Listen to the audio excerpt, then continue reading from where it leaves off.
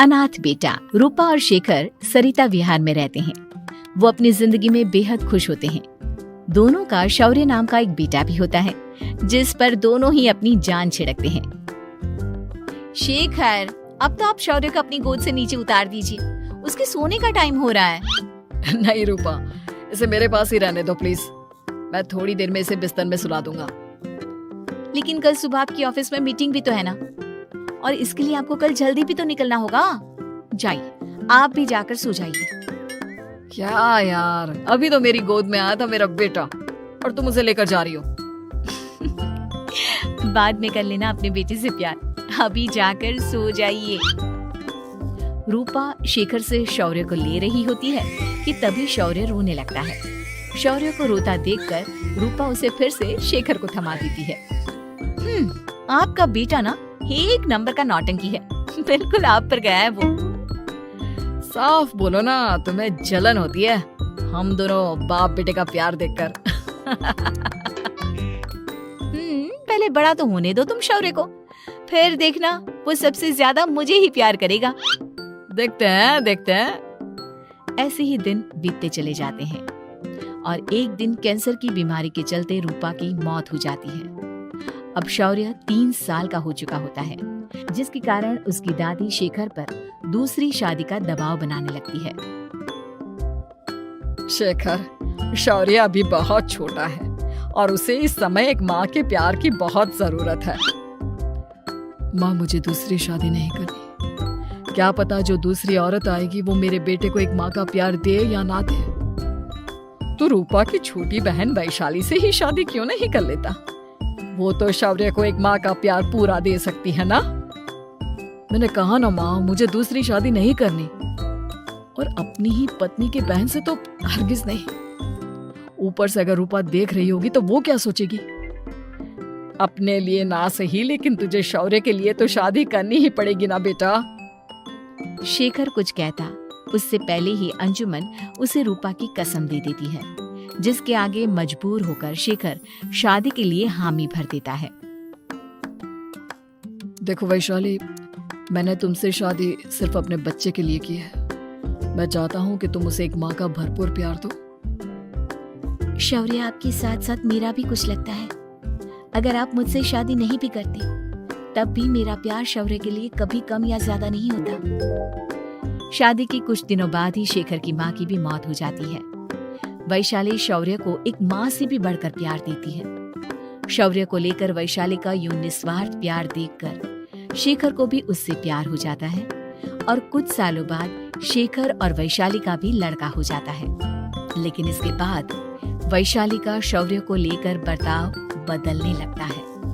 वैशाली, मैं देख रहा हूँ तुम आजकल शौर्य का जरा भी ध्यान नहीं रख रही हो। मुझे पता नहीं था कि आदित्य के होने के बाद तुम इतना बदल जाओगी। आदित्य मेरा अपना सगा खून है और शौर्य दीदी का, फिर मैं दोनों में अंतर कैसे नहीं करूं? माँ भले ही दोनों के अलग अलग है, लेकिन पिता तो एक है ना।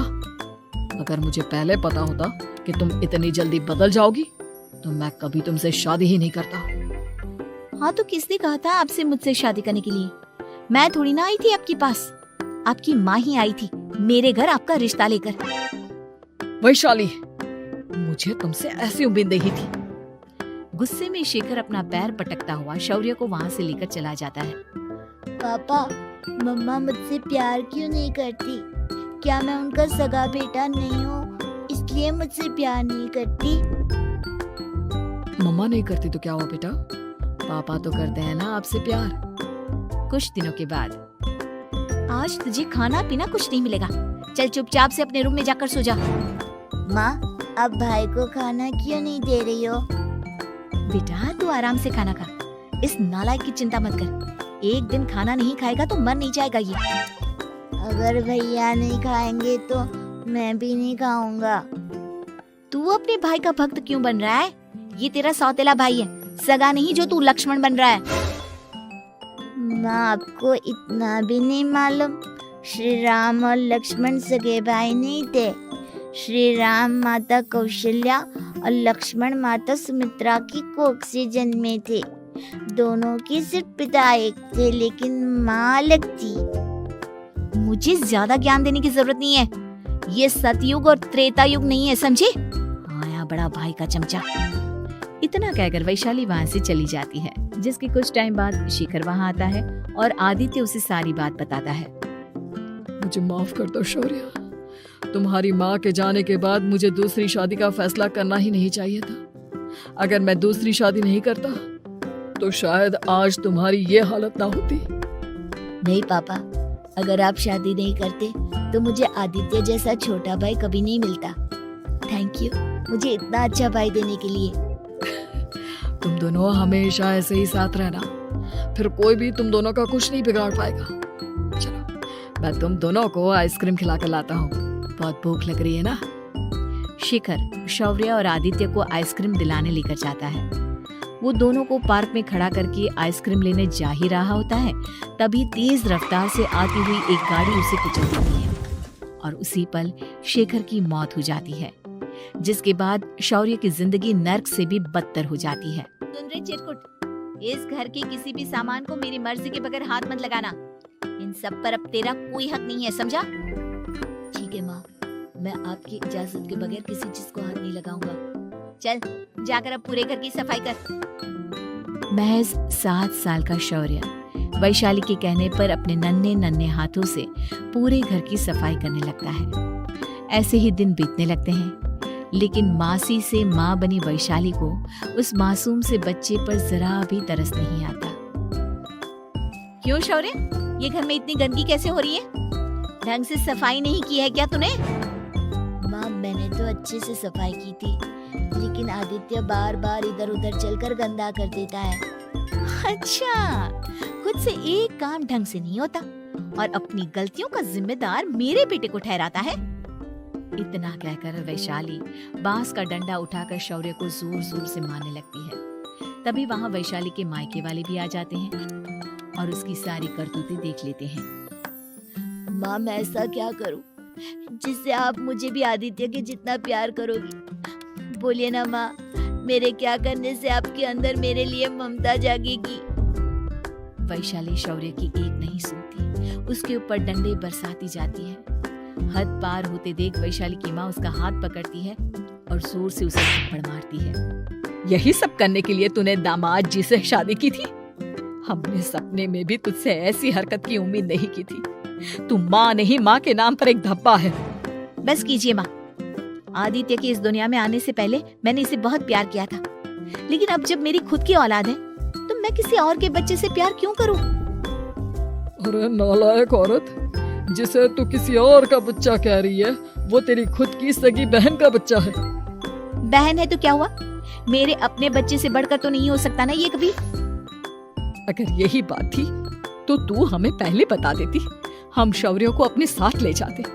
उसे इस तरह प्रताड़ित करने की क्या जरूरत थी? अगर आपको लेकर जाना है ना तो ले जाइए इसे, मैं नहीं रोकूंगी।